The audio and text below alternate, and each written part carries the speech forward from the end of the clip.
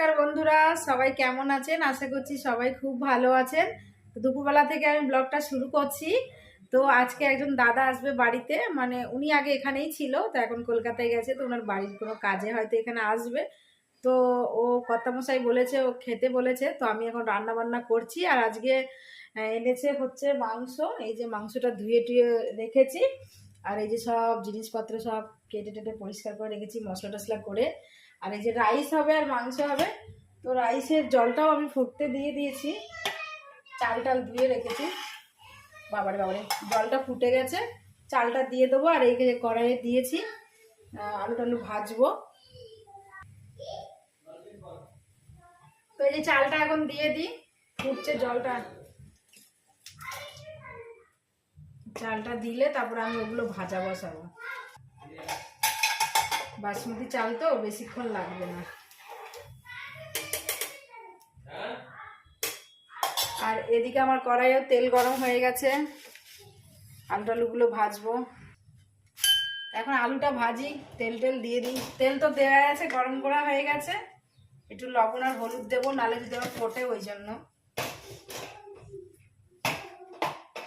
লবণ আর হলুদ দিয়ে আলুগুলো হালকা ভেজে নিই, তারপরে মাংসটা বসাবো। মাংসর মশলা টশলা সব করা রয়েছে আমার। এই যে আলুগুলো নিয়ে নিয়েছি, এখন দিচ্ছি। গরম হয়ে গেছে তেলটা।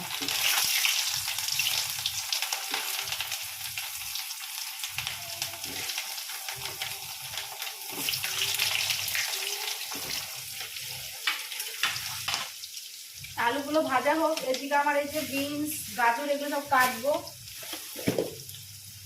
এই যে ঘরে গাজর ছিল না, কারণ সানডের দিন ছাড়া তো বাজারে যাবো না, তাই জন্য ও আবার রাইস করবে বলে গাজর কিনে নিয়ে আসলো।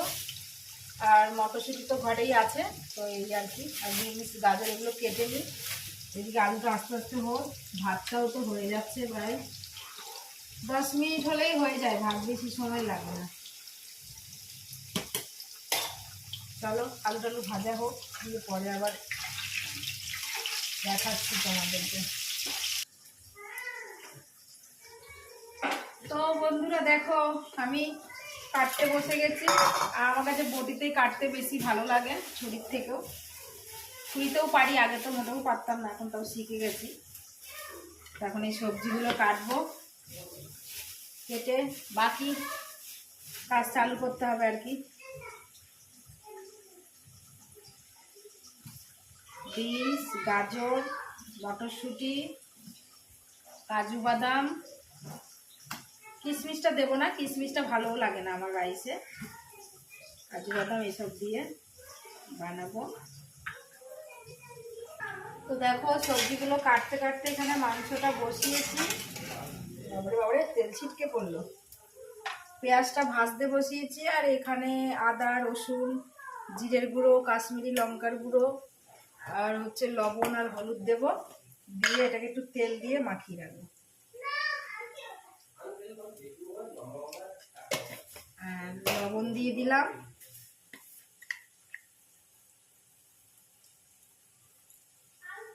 এটা হলুদ দিয়ে দিলাম একটুখানি।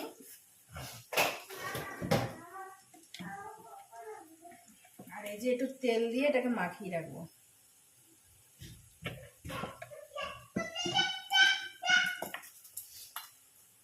এই যে একটুখানি তেল দিয়ে এটাকে মাখিয়ে রাখলাম।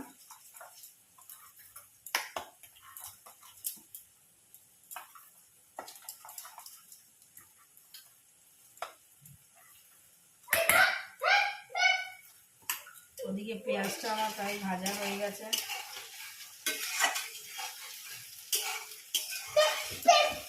কি হয়েছে? স্নান হয়ে গেছে, এই যে স্নান করে এসছে সাহেব। এই দেখো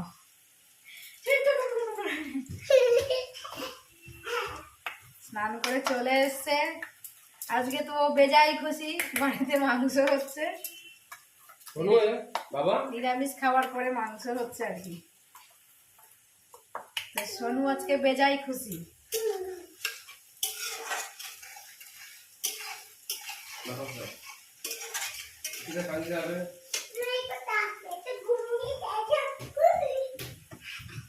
বলে ওর ভয়ে কোল্ড ড্রিঙ্কসটাকে লুকিয়ে রাখছে, মানে সারাক্ষণ কোল্ড ড্রিঙ্কস খেয়ে। ভাতটাও নামানো হয়ে গেছে দেখো পিছনে, এই আর কি। তো চলো পরে দেখাচ্ছি তোমাদের কষানোর সময়। মশলা কষানো চলছে এখন।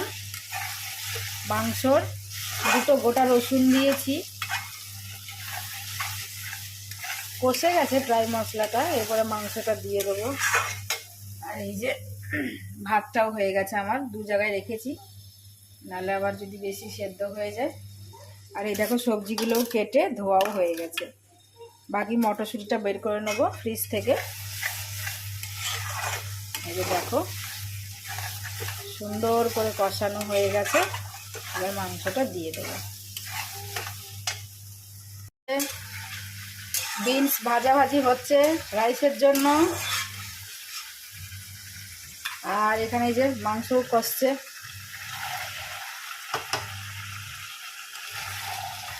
এটা এখন কষাতে হবে অনেকক্ষণ, কষাতে কষাতেই সেদ্ধ হয়ে যাবে।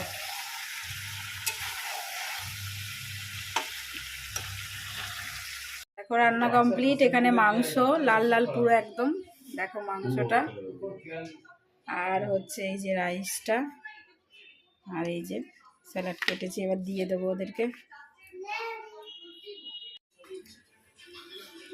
তো নিজে নিজে খা না।